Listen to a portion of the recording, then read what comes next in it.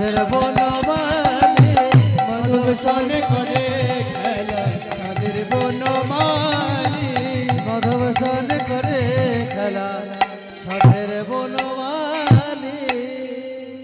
বলি রাধারমন কি জয়। যেটা হবার সেটাই হয়ে গেল। ভক্ত ভগবানের খেলায় ভগবান জগন্নাথ কৃষ্ণ হেরে গেল।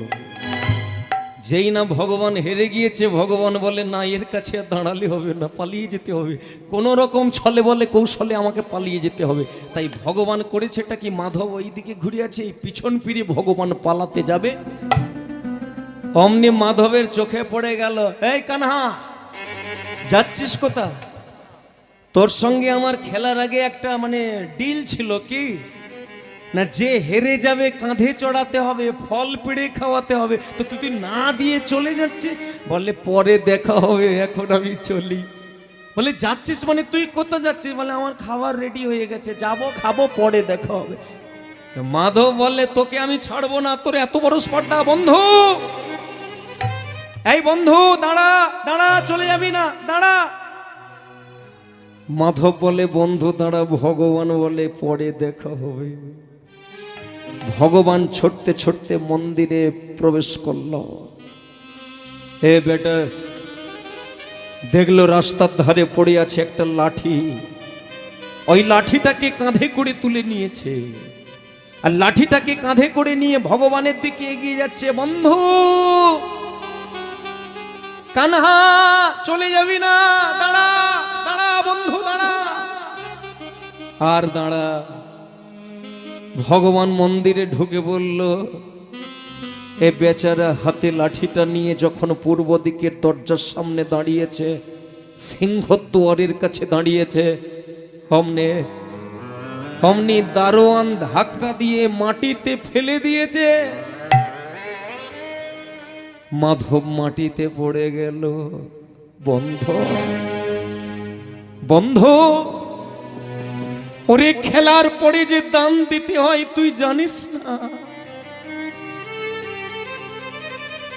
দান দিলি না বন্ধু, এমন করে তুই চলে গেলি, আমাকে দান দিলি না। তোকে আমি ছাড়বো না, এই লাঠি আমার হাতে, তুই মন্দির দিয়ে বেরোবি, তোকে আমি মারব, তবে আমি জলস্পর্শ করব। ভক্তমণ্ডলী মায়েরা, রাত তখন বাজে 12:30। বেচারা কোন রকম উঠে আবার সেই বকুল গাছের তলায় গিয়ে শুয়ে পড়েছে। দুটো চোখ দিয়ে জল টোপে টোপে পড়ছে। বন্ধু আমার কৃষ্ণ, আমার ভগবান, এত ভালোবাসি, মা বলে দিল তোর বন্ধু, কিন্তু বন্ধু যদি হবে, এটা কি করলি রে? চলে গেলি, তোকে আমি ছাড়বো না, তোকে আমি ছাড়বো না। এই করতে করতে গাছতলায় শুয়ে আছে। রাত্রি 1টার সময় ভগবানের চোখ দিয়ে জল টপছে মন্দিরে। অনাদি আদি গোবিন্দ আমার।